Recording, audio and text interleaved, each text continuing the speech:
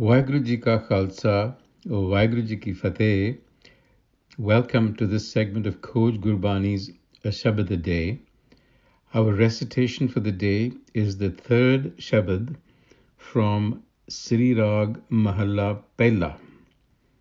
Lekhai Bolan Bolana, Lekhai Khana Khao, Lekhai Wat Chalaya, Lekhai Sun Vekhao, ਲੇਖੇ ਸਾਹ ਲਵਾਈਐ ਪੜ੍ਹੇ ਕੇ ਪੁੱਛਣ ਚਾਓ ਬਾਬਾ ਮਾਇਆ ਰਚਨਾ ਤੋ ਅੰਧੇ ਨਾਮ ਵਿਸਾਰਿਆ ਨਾ ਤਿਸ ਇਹ ਨਾ ਉਹ ਰਹਾਓ ਜੀਵਨ ਮਰਨਾ ਜਾਏ ਕੈ ਇਥੇ ਖਾਜੈ ਕਾਲ ਜਿੱਥੇ ਬਹਿ ਸਮਝਾਈਐ ਤਿੱਥੇ ਕੋਈ ਨ ਚਲਿਓ ਨਾਲ ਰੋਵਣ ਵਾਲੇ ਜੇਤੜੇ सब बन्ने पंड पराल सबको आखे बहुत बहुत घट न आखे कोय कीमत किने न पाइया कहण न वड्डा होए साचा साहिब एक तू होर जी केते लो नीचा अंदर नीच जात नीची हूँ अत नीच नानक तिन कै संग साथ वड्या स्यों क्या रीस जिथे नीच समालियन So we notice in the first three lines of this passage that the word lekhai is repeated over and again and deserves our special attention. The word itself, lekhai, means literally that which is written or ordained, as for example in divine ordinance or divine order. And in common usage, it's also used as lekha, which signifies an accounting that an individual has to do. And in this passage, it seems to us that the term is used in both senses. One, to denote hukam, the term that Guru Nanak uses to describe the divine order that lies implicit in the cosmos. And secondly, the accountability of the individual being. So the first focus of the word is in the first section of this Shabad, where the Guru says that the limited duration of human existence, meaning our speaking, our eating, our breathing, seeing and hearing, is all ordained by hukam. In other words, we are the products of hukam. We are the products of the laws of nature that have actually created us. Now, this is a truth that is so obvious and self-evident, the Guru says, that he asks incredulously, why do I need to consult the learned to understand this? And then he goes on to suggest that Baba Maya Rachna Tho, the human condition is subjected by Hukam's design again to the great deception of Maya. Now Maya veils the truth with the shadow of time, giving rise to a sense of separation in the human mind and locking it in the illusion of a physical existence. And the wise, those living in accord with Hukam, see through this cosmic deception, but the blind, a reference to those who live through ego consciousness, they're referred to as andhe, blind, andhe naam visarya, na this eh na oh.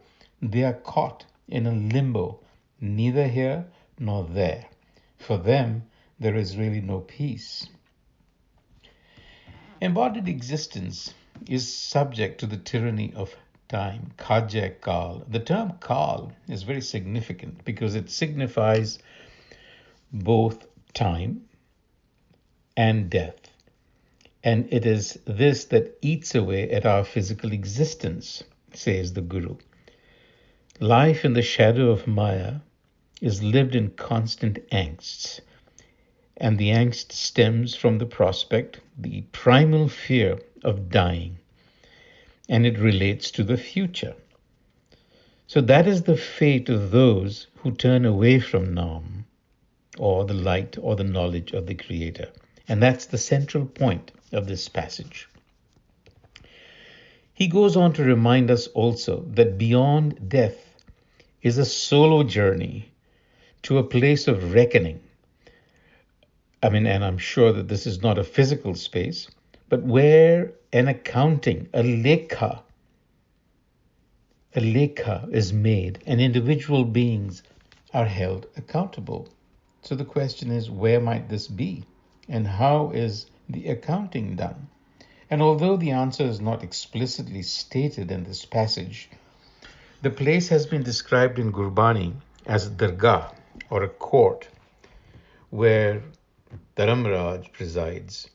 Now, we must of course take these terms and understand them as figures of speech.